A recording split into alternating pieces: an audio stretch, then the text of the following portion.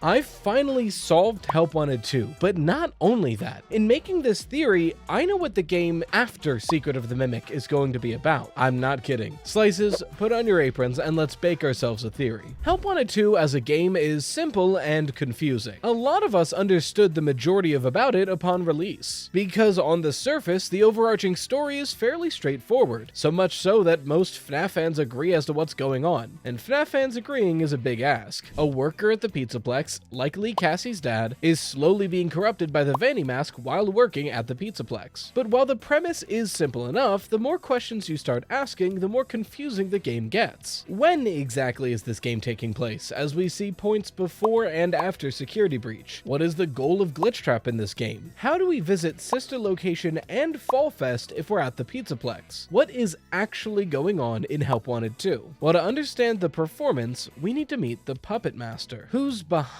Help Wanted 2, and personally, I think it comes down to two individuals, Vanny and Dr. Rabbit. This theory is sort of a part 2 to my last FNAF theory on Gregory's timeline. I'll link it here because you really should watch it first, but I understand some of you don't want to. So to very briefly just go over the essentials. Glitchtrap is an entity we've known since Help Wanted, this rabbit. I believe he's a manifestation of the Mimic 1 program, the same programming inside of the Mimic at the end of Ruin. This program commands it to replicate what it observes. I believe the evidence we have now suggests that the Mimic's programming was taken and inputted into Help Wanted, and that Mimic programming that's been with the franchise since its inception, if 1979 is to be believed, is now being trained on essentially a montage of the worst moments of Fazbear's history. This manifests as Glitchtrap, a program that wants to recreate the horrible deeds that William Afton did, but in order to do that, it needs to be outside of the game, so it tries to escape through a video game tester's mind, Jeremy. Jeremy proves too resilient though, and uses a paper slicer to get out of the headset. His next target is another game tester, Vanessa, one who he slowly creeps into the mind of until eventually she gives in. But what is actually happening here? Is a program possessing a human? I don't think so. My best guess as to how this possibly works is that Glitchtrap as a program can replicate itself. We see something like this in all of the technology and animatronics at the Pizzaplex, where all of them are corrupted in some way and display Glitchtrap in different moments. So if Glitchtrap is controlling all of this technology at once, what seems more likely? This one program is simultaneously running the entire Pizzaplex, or this one program has made copies of itself throughout all of the technology, and those copies can communicate to each other. I think logically the second one makes more sense. So instead of Glitchtrap as a singular program controlling the movements of all of the technology in the Pizzaplex, Glitchtrap makes a copy of itself and inputs that to the machinery. That way each animatronic, in a way, is piloted by Glitchtrap, and they can communicate within each other. So if we extend that logic to Vanny, I believe that in a way, Vanny is Glitchtrap. Vanny is an iteration of Glitchtrap. Glitchtrap took its programming and dataset and replicated it within the programming of the mind of Vanessa, creating the Vanny persona. That way she could be his servant in the real life to facilitate a proper host for Glitchtrap to be put into. But while Vanny is Glitchtrap, she's not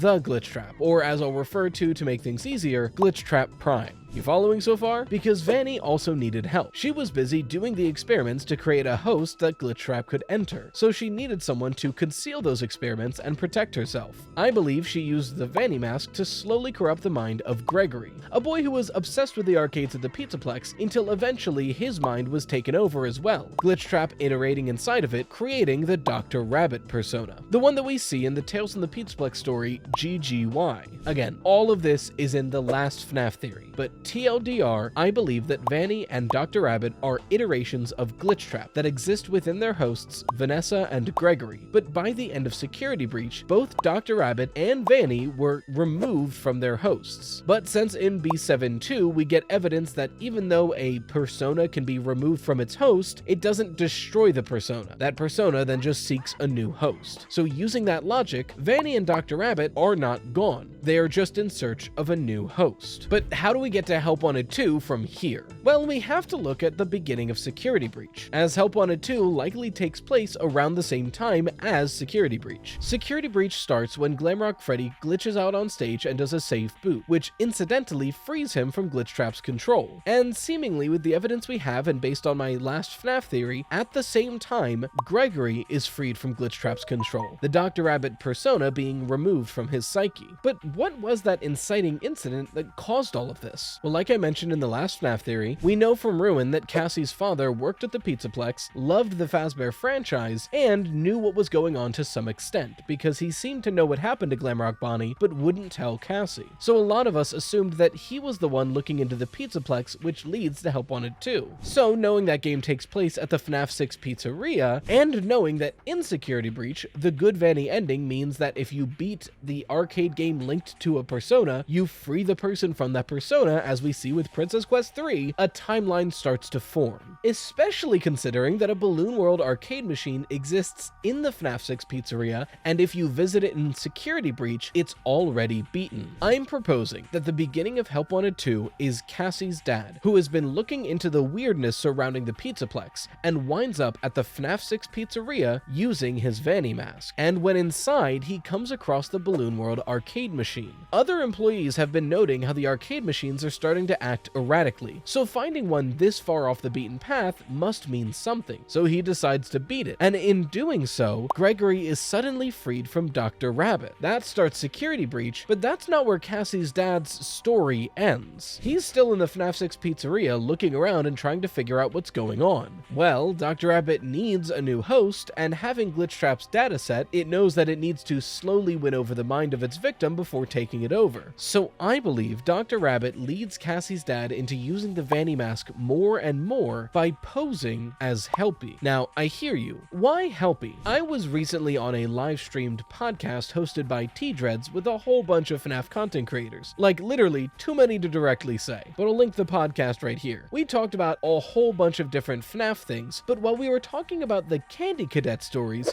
editing Riley, I forgot to summarize the story, and it's like a 4-minute audio if I just play the story straight, so I'm just gonna summarize it here. The story in Help Wanted 2 is that somebody faced off against a witch and got away but was left with a scar on her face. But then, when she's older, she goes back to confront the witch. But at the entrance of the woods, a small boy greets her, and the boy is like, "Oh, I'll help you. Here, take a rest in my house." And she listens to the small boy, and then the story ends with, "The oven door was closed, the witch would have her meal." So the little boy tricked her to falling for the witch. ID's Fantasy had this to say about the Help Wanted 2 story. Especially since it's another one in the Steel Wool era, I think it's supposed to be about our player character, and the way I interpret it is we're playing as Cassie's dad, and I think he's Help Wanted Jeremy, and that the scar is what happened where he sliced his face. But the thing is, when they mentioned, oh, there's a mask on the floor, it's described as a Halloween mask, and the lights in the room were on. So if Tape Girl was in there and it was just a guy's fleshy face bits, I feel like she would have seen that. But if it was like an actual mask cut off, that could look more like a Halloween mask, and it would be easier to mistake the blood for ink. Well, also, I think that Jeremy survived that barely. He wanted revenge on Glitchtrap for what happened to him, even though he managed to escape. And so he comes back to Fazbear Entertainment as a technician, but through the Vanny mask, Helpi or whatever, lures him to the place and gets him stuck. And then he dies. Yeah, ultimately, the light bulb I put together for a recent video was that little boy is, if that's the case, that little boy is definitely Helpi. Which I think a lot of people would, like, miss at first, but you look at Ruin, that's your little guide boy, and he's luring you straight into the oven. This line of thinking convinced me of two things. First of all, I had not believed for a long time that Jeremy from Help Wanted survived his encounter with Glitchtrap, but placing Jeremy as the woman in the woods from these stories, suddenly that becomes incredibly plausible. The idea that he encountered Glitchtrap once and escaped while scarring himself, and encountered Glitchtrap a second time falling for the trap. After all, Help Wanted 2 only has bad endings for the player. That makes a lot of sense, and I think I do believe now that Cassie's dad is Jeremy from Help Wanted and the player from Help Wanted 2. But more importantly for this theory, the boy in the woods. A lot of people believe that boy to be Helpi, a friendly face that leads us astray. But if that's true, there's an interesting bit of logic here. If the witch is Glitchtrap, then the boy can't be, right? So Helpi can't be Glitchtrap Prime. So in that case, who is Helpi? Well, that only leaves Vanny or Dr. Rabbit. And Vanny is seemingly too busy dealing with security breach. Not to mention, if it was Dr. Rabbit's arcade machine that was beaten, he would be the first to know. Especially if Dr. Rabbit was the one who encoded themselves in these arcade machines, as I said in my last theory. So that's my argument for Help Wanted 2. It's the story of Dr. Rabbit seeking a new host in Jeremy, Cassie's dad, in order to continue the work of Glitchtrap. All of these tasks are just to get Cassie's dad to wear the Vanny mask for longer stretches of time, especially the ones that don't make sense temporally. If the Vanny mask is able to show us distorted AR versions of the Pizzaplex, it's likely able to show us VR versions of anything. These Fallfest and Sister Location tasks are likely just trained off of the Mimic's dataset, things that it's seen in the past. But it's making up this task so that Cassie's dad wears the mask for longer stretches of time to worm his way into his brain. And it eventually works. We see in the main ending that if you listen to Helpi and follow all of your tasks, eventually Glitchtrap exits from a charging pod. And like I mentioned earlier, Dr. Rabbit and Vanny are just iterations of Glitchtrap. What I think we're seeing in this moment is Dr. Rabbit entering the mind of Cassie's dad. After all, if Vanessa or Gregory weren't suitable enough hosts for Glitchtrap Prime, why would Cassie's dad be? And that's the story of Help Wanted 2. But that's not all there is it? Because there's a whole other ending in this game, one that's centered around Vanny. So what about Vanny? Help Wanted 2 shafted Vanny. Dr. Rabbit's defenses didn't work. Not only did Gregory get freed of Dr. Rabbit in the first place, but it put the whole thing in jeopardy, and Gregory himself freed Vanessa of Vanny. And to top it all off, Dr. Rabbit is about to take the very next suitable host that they find. Vanny made Dr. Rabbit. He exists to serve Vanny to serve Glitchtrap. And now he's usurping her? A persona that in his words in GGY is Glitchtrap's favorite. No way. This is too much. Vanny can't let this happen. So during Help Wanted 2, while Dr. Rabbit is trying to take over Jeremy's mind, Vanny starts leading Jeremy astray, promising that there's something deeper going on, the thing he's been looking for, if he just looks a little harder, leaving him these breadcrumbs until eventually he finds Princess Quest 4. At this point, there are two timelines here. In one of them, Jeremy listens to Vanny, following her hints until eventually ending up in Princess Quest 4. And once his mind is ripe for the picking, Vanny reaches in and plucks out Dr. Rabbit, that iteration of Glitchtrap, and crushes it, destroying it, letting her take over Jeremy's mind instead. Now I hear you. That's Glitchtrap being crushed there. Even in the FNAF Steelwool interview when talking about this ending, J-Top said this. Being this is the end of Glitchtrap. Yeah. So it is the end of Glitchtrap. Squished. Gone. Yeah.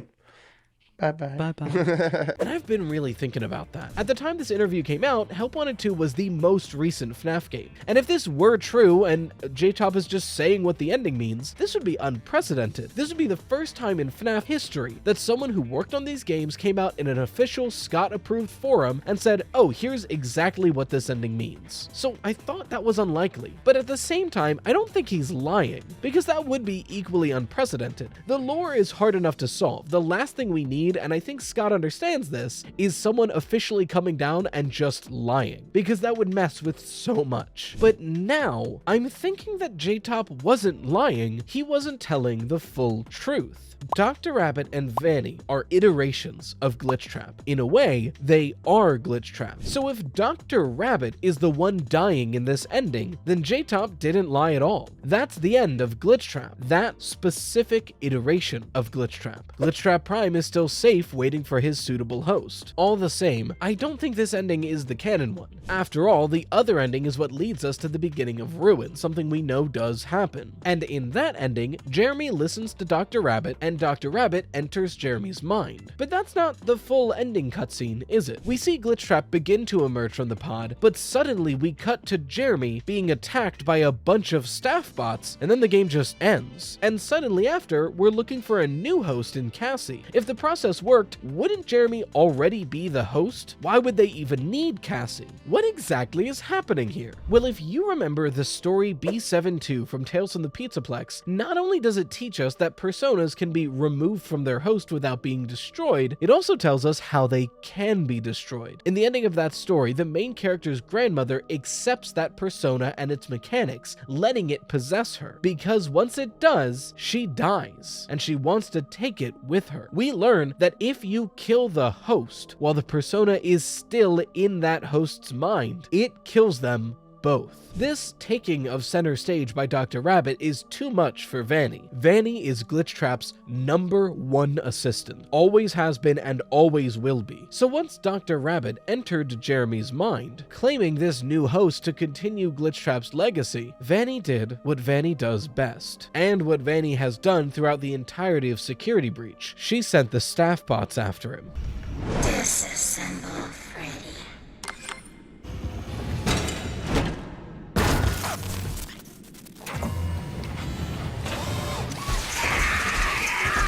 Ripping Jeremy's body to pieces, and in the process, destroying the Dr. Rabbit persona. But now we're back to square one. Actually, worse than square one. Sure, it's just Vanny and Glitchtrap again, but now the Pizzaplex is in disrepair, the animatronics are going haywire, and the Mexis security system is unsolvable. Dr. Rabbit was the one who modified the Mexis machine to protect and conceal the Mimic, according to my last theory, and without him, they can't figure it out. They need another host, someone from the outside, to work their way outside in to take care of it. And now knowing that if the host dies, the persona dies with it, Vanny is careful about this next one, and calls for Cassie. Thus we have Ruin, where Vanny is using the Vanny mask to slowly take over Cassie's mind, just like Help Wanted 2, exposing Cassie to the Vanny mask over time, tricking her to use it as much as possible, but waiting until all the security systems have been disabled to finally take over her mind.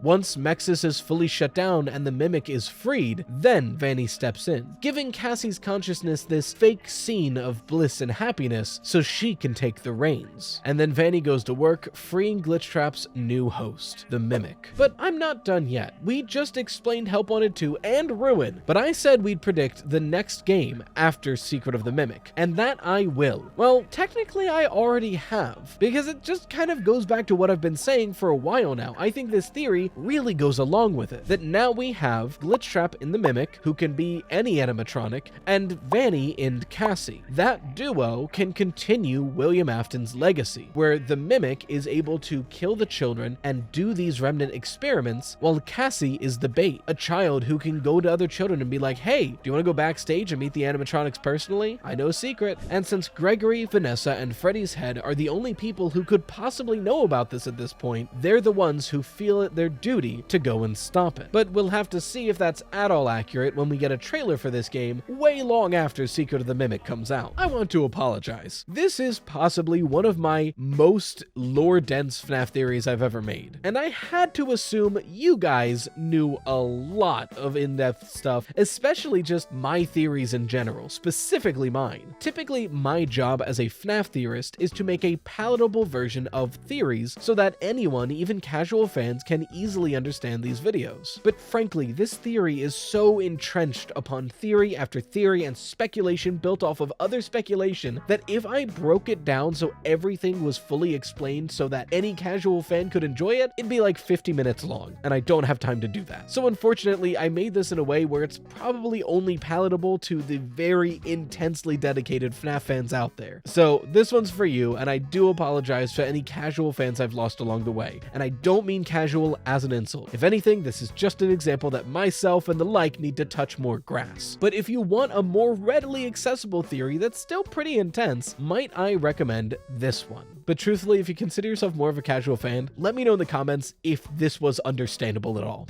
If you want your fan art featured on the channel, make sure to share it with #ToastArt. A huge thank you to the best channel members, the Dough Risers. And until next time, as always, stay toasty, slices.